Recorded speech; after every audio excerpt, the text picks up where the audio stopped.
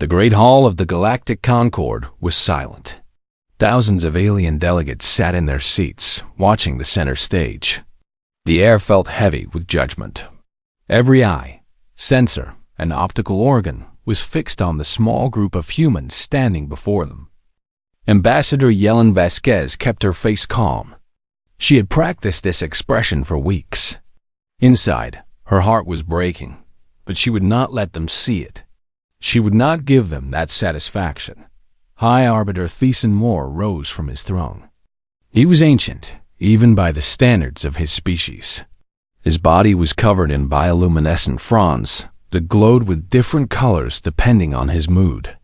Right now, they pulsed with cold blue light. Righteous, certain, unforgiving. Humanity.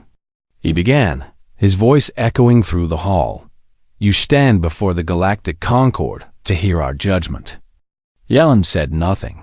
She had learned that silence was sometimes the only weapon the weak could use against the strong. For 300 years you have been members of our great community. In that time, you have spread to 47 worlds. Your population has grown beyond all reasonable limits. You consume resources faster than any species in recorded history. You compete when cooperation is the law. You expand when stability is the goal. Murmurs of agreement rippled through the assembly. The crystalline Velkari clicked their approval. The gas-dwelling Omnith rumbled in their containment spheres. The warrior Thexar crossed their forearms and nodded. You are too aggressive, Thiessen Moore continued. Too unpredictable. Too hungry. You are a threat to the peace that has existed for 12,000 years. Yellen wanted to speak. She wanted to tell them that humans had never broken a single law. They had never started a war. They had shared their music, their art, their medicine with every species that asked. They had cured diseases that had plagued alien worlds for centuries. They had built bridges between cultures that had never spoken before. But she knew it would not matter. The decision had been made long before this moment. This trial was just theater. Therefore, Thiessen Moore said, by unanimous vote of the Galactic Concord, humanity is hereby expelled from civilized space. You will withdraw from all colonies, all stations, all territories within Concord boundaries. You will retreat beyond the exclusion boundary into the outer darkness where no civilized species dwells. You will not return. The hall erupted in applause.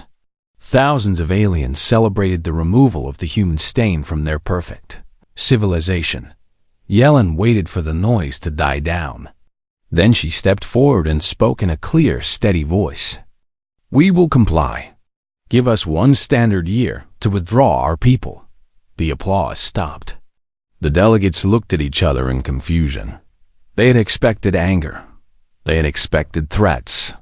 They had expected the famous human stubbornness that had annoyed them for 3 centuries. They did not expect acceptance. Thiessen Moore's fronds flickered with surprise. You agree? We agree, Yellen said. We will leave your space. We will not trouble you again. She turned and walked toward the exit. Her delegation followed in silence. As she passed through the great doors, she heard the whispers starting behind her. Good. Let them wonder. Let them doubt. In the corridor outside, a young Velkari diplomat caught her arm. His crystalline body chimed with distress, producing musical sounds that translated as worry and shame. Ambassador, please wait. Yellen stopped but did not turn around. I voted against the expulsion, the Velkari said quickly. Some of us tried to stop it. We argued that humans had done nothing wrong, but we were not enough. I'm sorry. I am so sorry. Yellen finally turned to face him. He was young, probably only a few hundred years old by his species count. His crystal structure was clear and pure, not yet clouded by age and cynicism. What is your name? She asked. Cathvoran, Junior Diplomatic Attach. Yellen reached out and touched his arm gently. The crystal was cool under her fingers. Cathvoran, I want you to remember this day. Remember what happened here. Remember that you tried to do the right thing, even when it was unpopular. Why? He asked. Because someday, a long time from now, that memory might be important. It might be the only thing that saves your people. Before he could ask what she meant, Yelem walked away. She did not look back. The withdrawal took exactly 1 year. Human. Ships filled the space lanes as they evacuated colony after colony.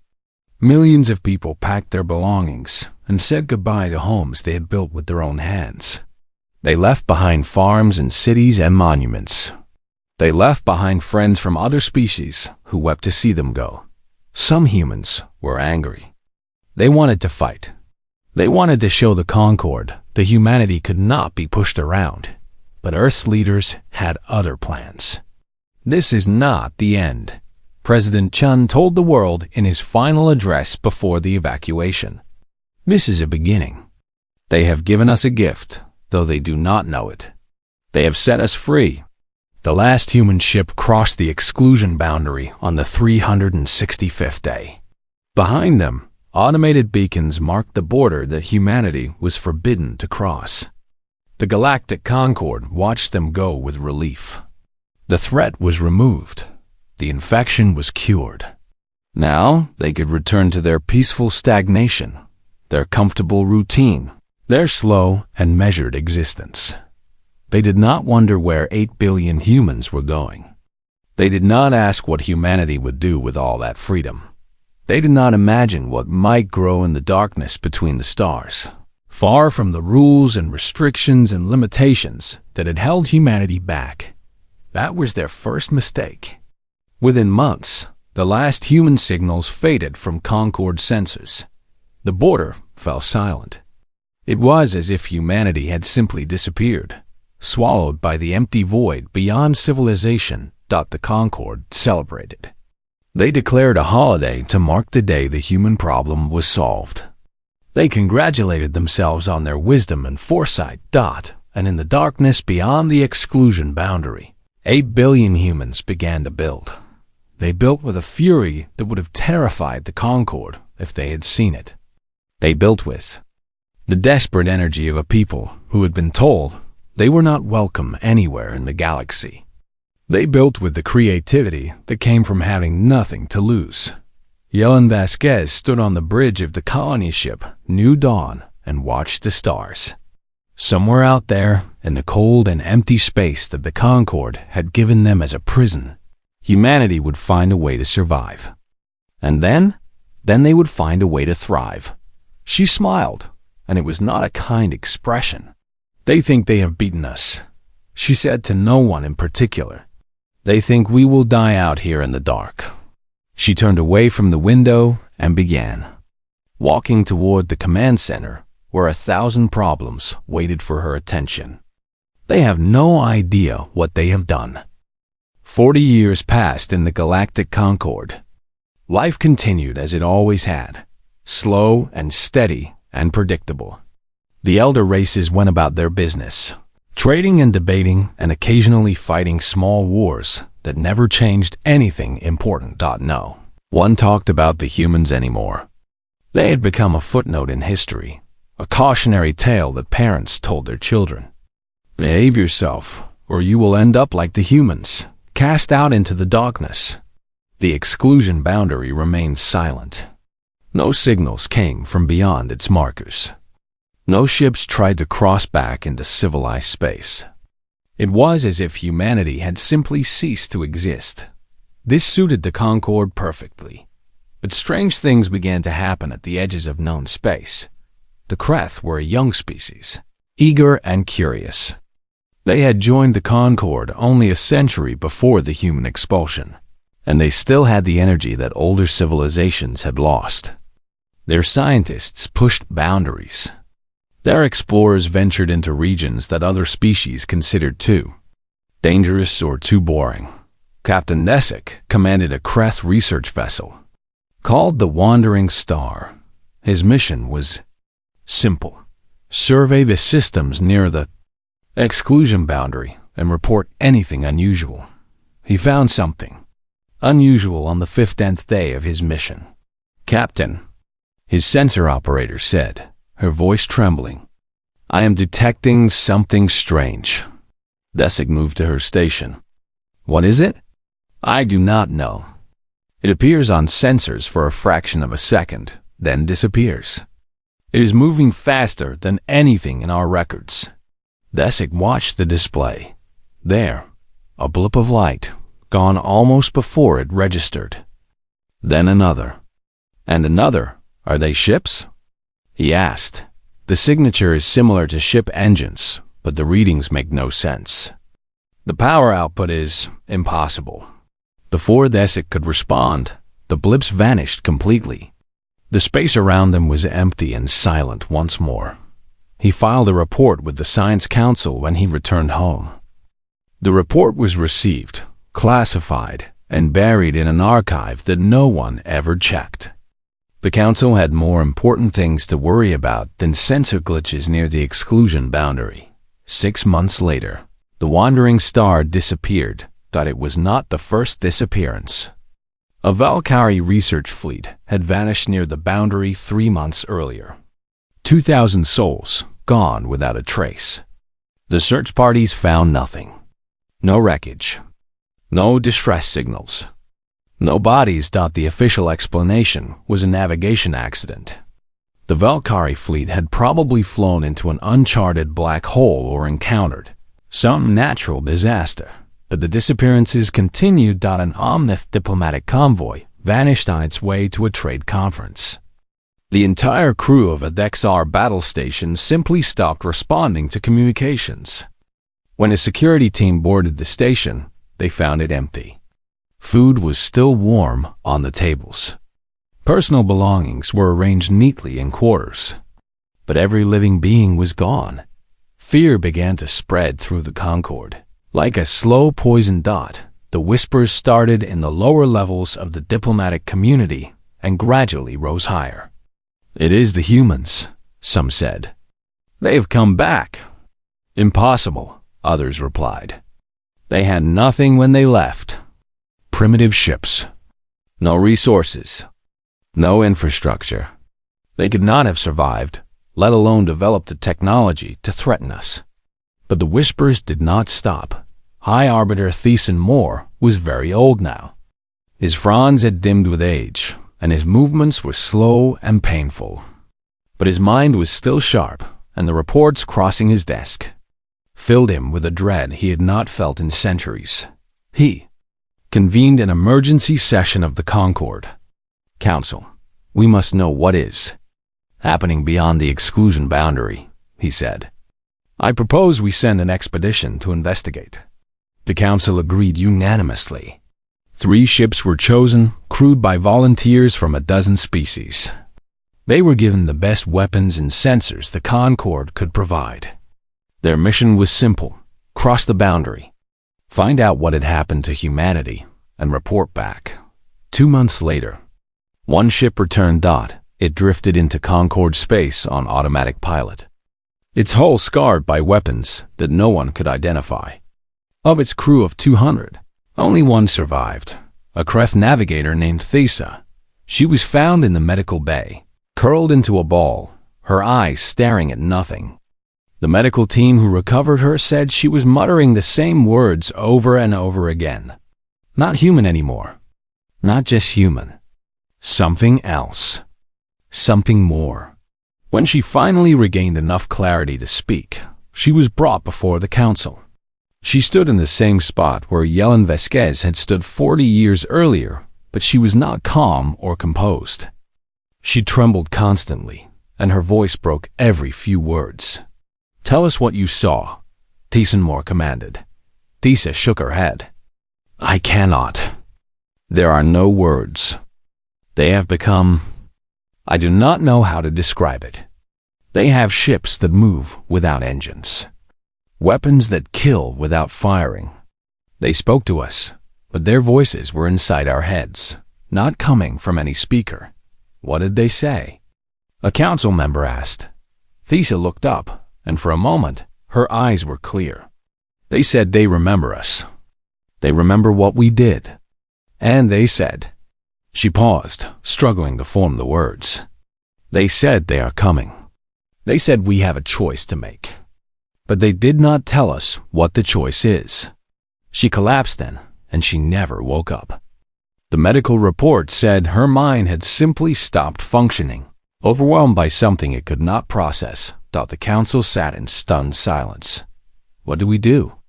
Someone finally asked. No one had an answer. Thiessen Moore looked around at the faces of his fellow leaders. For the first time in 12,000 years, the Galactic Concord was afraid, and somewhere beyond the exclusion boundary, in the darkness that had been meant to be a grave, something was stirring, something that had once been human. The truth about humanity's exile came out slowly, pieced together from intercepted signals, captured data, and the testimonies of the few survivors who encountered the continuity and lived to speak of it. It was worse than anyone had imagined. When humanity crossed the exclusion boundary 40 years ago, they had nothing. Their ships were outdated. Their technology was generations behind the elder races. Their resources were limited to what they could carry. The Concord had expected them to die. That was the point. The exclusion zone was chosen specifically because it was empty, barren, hostile. No habitable planets. No useful resources. Nothing but cold rock and colder void. But the Concord had forgotten something important about humans. They adapt. The first years were the hardest. Ships broke down. Food ran out. People died by the thousands. Some colonies simply went silent. Their populations lost to starvation or accident or despair. But the survivors learned. They learned to extract water from asteroids. They learned to grow food in artificial environments. They learned to repair their ships with whatever materials they could find. And they learned something else, something that would change everything. They learned to stop being afraid. In the Concord, humanity had always held back. They limited their population growth because the elder races found it threatening. They restricted their technology because it made their neighbors uncomfortable. They softened their ambitions because they wanted to fit in. No more. We have nothing left to lose, President Chen said in his final broadcast before he died. They cast us out because they feared what we might become. Now we will become exactly that. We will become their worst nightmare. He died 3 months later, worn out by stress and age. But his words lived on. The restrictions fell away one by one. Ethics committees that had slowed scientific progress for decades were dissolved. Safety protocols that had prevented dangerous experiments were abandoned. Every rule that humanity had created to make itself acceptable to the Concord was thrown away. The scientists were unleashed. Dr. Sarah Okonkos was 42 years old when the Phyllis expulsion happened. She had spent her career studying theoretical physics, always frustrated by the limitations imposed by Concord regulations. Now those limitations were gone. Within 5 years, her team cracked the secret of instant communication across any distance. The Concord had been working on this problem for 10,000 years without success. Sarah solved it in her spare time while also developing new power generation systems.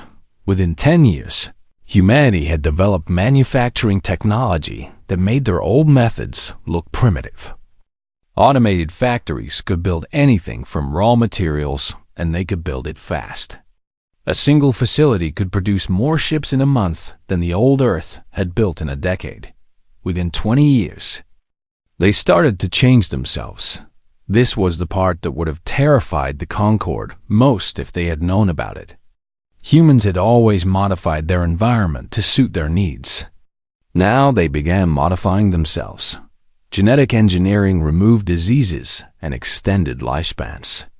Neural implants connected human minds to computer networks. Artificial organs replaced failing biological ones. Some humans chose to abandon their bodies entirely, uploading their consciousness into digital form. The people who emerged from this transformation were still human. They still told jokes and fell in love and argued about pointless things. They still cried at sad stories and laughed at their children's first words. But they were also something new. They called themselves the continuity, because they were the continuation of humanity by other means. And they spread through the darkness like fire, through dry grass. Not 47 worlds now. 400. 4,000. 40,000. They built stations in asteroid fields. Cities inside hollowed-out moons. Habitats floating in the spaces between stars where no one thought to look. They expanded in every direction at once, driven by an energy that the slow and cautious Concorde could never match. And they remembered every slight, every insult. Every time a Concorde official had looked at a human with contempt. Every time humanity had been told it was too aggressive, too ambitious, too dangerous for wanting to grow and learn and explore. They remembered it all. Commander Yelena Vasquez was 112 years old when the Concorde finally sent ships to investigate. She had lived through the expulsion, the years of starvation, the desperate struggle for survival. She had watched humanity transform itself from a scattered group of refugees into something that spanned thousands of worlds. She was no longer entirely human herself. Her body was more machine than flesh now, rebuilt piece by piece as the old parts wore out. Her mind was enhanced by implants that let her process information faster than any unmodified brain. Her eyes had been replaced by sensors that could see in spectrums no organic creature could perceive, but her memories were intact. Every single one. She stood on the bridge of the Retribution's edge and watched the Concorde fleet approach. 37 ships. It was the largest military force the Concorde had deployed in a century. It was not nearly enough. "They are hailing us," her tactical officer reported. "Put them through." The face of a Valkyrie admiral appeared on the screen. He was young and proud, his crystalline body shining with the confidence of someone who had never known defeat. "Human vessels, you are in violation of the exclusion boundary. Stand down and prepare to be boarded." Yelena smiled. It was not a kind expression. "Admiral, you are addressing the second fleet of the human continuity. We have 4 million ships. You brought 37. The Admiral's crystal structure flickered with sudden uncertainty. "You threw us out," Yelena continued. "You called us dangerous. You were right. But you made a mistake." "What mistake?" "You thought we would stay the same. You thought we would sit in the darkness and quietly die." She leaned forward. "We did not die. We grew. And now we are coming home." The tactical display updated. Across the entire sector, continuity ships began appearing. They dropped out of full space by the thousands, then tens of thousands. More ships than the Concorde had ever seen in one place.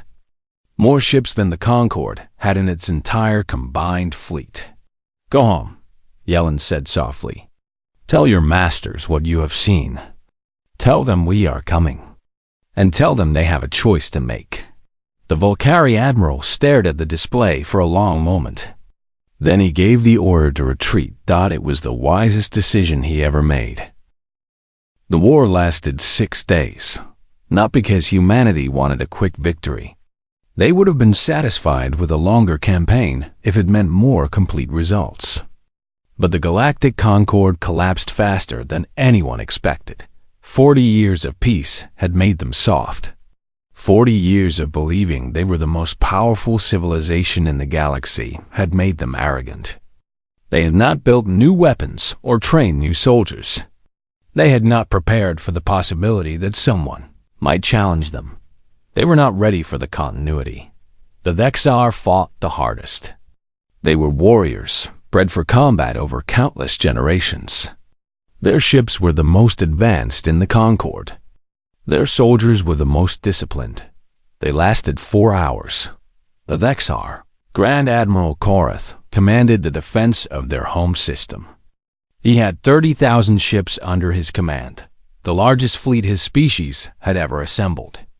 He was confident that even if the humans had superior numbers, the XR's skill and courage would prevail. He was wrong. The continuity ships did not fight the way any fleet in history had fought before. They moved in patterns that seemed random, but were actually coordinated by minds that could process billions of calculations per second. Their weapons fired before the XR could even detect they were being targeted. Their shields absorbed hits that should have destroyed them. Korath watched his fleet die around him. Ship after ship exploded or went dark. Communications filled with screams and final prayers. The proud XR navy crumbled like paper in a storm. When only his flagship remained, Korath opened the channel to the approaching human vessels. "I am Grand Admiral Korath of the Vexar Dominion. We are defeated, but know that we die with honor, facing an enemy worthy of respect." He expected no response. He expected death to follow immediately. Instead, a human voice came through the speakers. It was female, calm, almost gentle. "Grand Admiral, this is Admiral Chun of the Continuity Third Fleet. We acknowledge your courage." Korath was surprised. "You speak to us?" "The Vexar voted against the human expulsion 40 years ago. We remember this. Your people alone among the warrior races stood for justice when it was unpopular." Korath had not known this. He had been a young officer during the expulsion, uninvolved in politics. But apparently, his ancestors had made a choice that would now save his world. "What happens now?" he asked. "Now you surrender. Your worlds will not be occupied. Your people will not be harmed. Your military traditions will be respected. In exchange, you will join us, not as slaves, but as allies." Korath considered this for a long moment. His honor demanded that he fight to the death, but his duty demanded that he protect his people. "I accept," he said finally. The Vexar were the first species to join the continuity voluntarily. They would not be the last dot across the galaxy. The pattern repeated. Species that had opposed the human expulsion found continuity fleets arriving not with weapons blazing, but with offers of partnership. Species that had championed the expulsion found their defenses shattered and their leaders arrested. The Volcari, who had led the vote against humanity, saw their crystal cities fall one by one. Their governing council was captured and brought before continuity tribunals. The Omneth, who had voted enthusiastically for expulsion, watched helplessly as human ships entered their gas giant homes and shut down their power systems. Without power, their artificial habitats would collapse within days. They surrendered immediately, but humanity did not destroy them. This was the part that confused the Concord most of all. High Arbiter Thiessen Moore was captured on the 5th day of the war. He was found hiding in a bunker beneath the Concord Council chambers, surrounded by guards who surrendered the moment they saw continuity soldiers approaching. He was brought before a tribunal consisting of humans and members of allied species. He expected to be executed. He hoped it would be quick. Instead, a human woman approached him. She was barely recognizable as human anymore. Her skin glowed with embedded technology. Her eyes were complex sensor arrays that saw in wavelengths beyond normal vision. Cables ran from her skull to a portable computer system that hummed with power. But her voice was warm, almost kind. "Thiessen Moore, High Arbiter of the Galactic Concord. Do you remember me?" Thiessen Moore studied her face. Something in the structure was familiar. "Ambassador Vasquez?" He whispered. "I am surprised you remember. It was a long time ago. Why?" He demanded. "Why not kill us? Why not burn our worlds? We took everything from you. We cast you into the darkness to die. Why show mercy?" Yellen Vasquez smiled, and for a moment, she looked almost human again. "Because we are not you. You saw us as a threat to be eliminated. We see you as children to be taught. You feared us because we were different. We do not fear you because we know we are stronger. And the strong do not need to destroy the weak. They can choose to lift them up instead. Thiessen Moore did not understand. His entire worldview was based on the idea that different species would always compete, always struggle for dominance. The strong would always crush the weak. That was the way of the universe, but the humans had changed the rules. What happens now? He asked Dot to lean closer. Now you learn. You learn what humanity learned in the darkness. You learn that growth is not a threat. That change is not an enemy. That the universe is big enough for everyone who is willing to share it. She straightened and turned to the guards. Take him to the education center. He has a lot of studying to do. As Thiessen Moore was led away, he realized something that chilled him more deeply than any threat of violence could have. The humans were not just conquering the galaxy. They were transforming it, and there was nothing anyone could do to stop them. 50 years after the war, the galaxy was a different place. The Galactic Concord still existed in name. Its council still met. The delegates still debated resolutions and passed laws. But everyone knew the truth. The Concord was a shadow of its former self, maintained only because the continuity found it useful as a symbol of cooperation. The real power was humanity, or what humanity had become. But contrary to all expectations, the humans had not become tyrants. Kethvorn was old now, ancient by Valkyrie standards. His crystal structure had clouded with age, and his light was dimmer than it had been in his youth. But his mind was clear, and his memories were sharp. He remembered a day, 90 years ago, when a young human ambassador had touched his arm and told him to remember. He had not understood then. Now he did.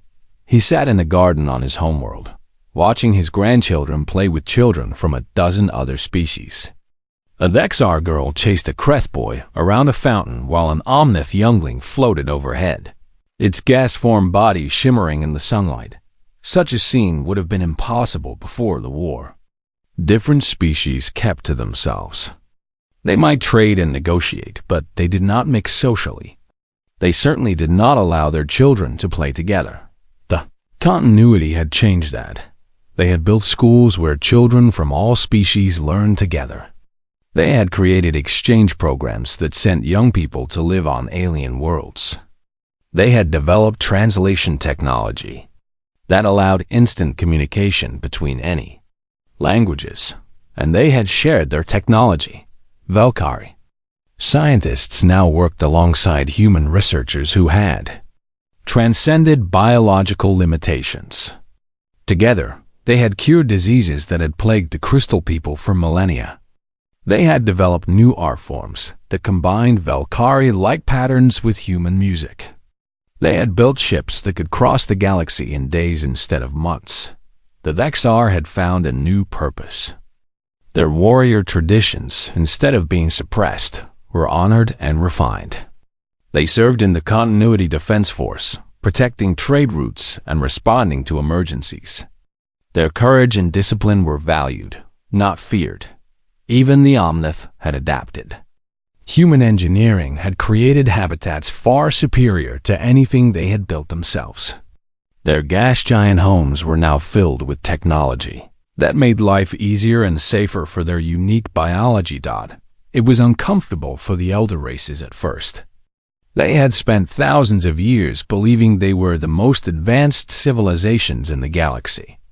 Learning to accept help from species they had once looked down upon was humiliating. Some never accepted it. Small rebellions broke out in the years after the war, led by those who could not tolerate human dominance. The continuity crushed these uprisings with brutal efficiency, but then they offered the rebels jobs in the reconstruction efforts. This was the human way. Kethvorn had learned. They would fight you if you forced them to fight. They would destroy your military and break your government. But then they would reach out a hand and help you stand up again. It was infuriating. It was humiliating. And it was, eventually, transformative. On Earth, a memorial stood in the ruins of the old United Nations building. It displayed the names of every human who had died during the years of exile. 2 billion names, etched in quantum crystal that would outlast the sun. Yellen Vasquez visited it every year.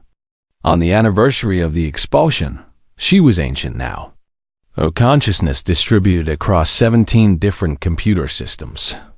Her original body had died decades ago, but her mind lived on, copied and preserved in technology that the old Concord could not have imagined. She always came back to this place. It reminded her of why they had fought, what they had lost, what they had gained. A young Valkyrie found her there one day. He was a student at the academy, barely a century old. His crystal body chimed with nervousness as he approached. "Ambassador Vasquez?" "I'm sorry to interrupt. I wanted to ask you something." Yellen turned her sensors toward him. He was young and earnest, his structure still clear and bright. "Ask? My grandfather was Keth Voren. He told me about the expulsion before he died. He said he tried to stop it, but he was afraid to speak louder. He always wondered if things could have been different." The young Valkyrie's light flickered with uncertainty. "Was it worth it? Everything that happened?" Yellen was silent for a long moment, processing the question. "No," she finally said. "It was not worth it. Billions died. Civilizations were broken. We lost something precious in ourselves. Some innocence. Some kindness. Some belief in cooperation over conflict." The young Valkyrie's light dimmed with sadness. "But," Yellen continued, "it was necessary. Your people threw us out because they feared what we might become. They were right to fear it. The tragedy is that their fear created the exact thing they were afraid of." She gestured at the memorial, at the endless names scrolling across its surface. These people died because the Concord could not accept difference. They died because the elder races preferred comfortable stagnation to challenging growth. They died because fear is easier than understanding. "What can we do now?" the young Valkyrie asked. Yellen's form shifted, and for a moment, she seemed almost human again. "Learn, grow, change. That is what humanity has always done. We adapt to any environment. We overcome any obstacle. We reach for the stars, and when we fall, we get up and reach again." She placed a sensor limb on the young Valkyrie's shoulder. "The galaxy is different now. Better, I think, than it was before. But it is not finished. There is still work to do. Still wounds to heal. Still bridges to build." She looked up at the sky, at the galaxy that humanity now shepherded. "We threw ourselves into the darkness, and we came back as something new. Now we offer the same gift to everyone else. The chance to change, to grow, to become more than they were." The young Valkyrie stood beside her, watching the names scroll past. Each name was a life, a story, a loss. "Do you think they would be proud?" he asked. "The ones who died?" Yellen considered the question carefully. "Some would. Some would be horrified by what we have become. Humans were never unified in their opinions. We argued about everything, from politics to art to the best way to cook food." She made a sound that might have been a laugh. "I think most of them would be amazed. Amazed that we survived. Amazed that we grew. Amazed that we did not become monsters." She turned to leave, her form dissolving into light. "Remember what I have told you. Tell others. The story of the expulsion should never be forgotten. Not as a weapon, but as a warning. A reminder of what fear can create and what forgiveness can overcome." The young Valkyrie watched her go, her form fading into the evening light. Then he turned back to the memorial and began to read the names. 2 billion humans had died in the darkness. But from their sacrifice, something new had been born, something that would reach for the stars forever, something that would never stop growing, something that would never stop learning, something that would never stop becoming more than it was. This was the legacy of the expulsion. This was what came next.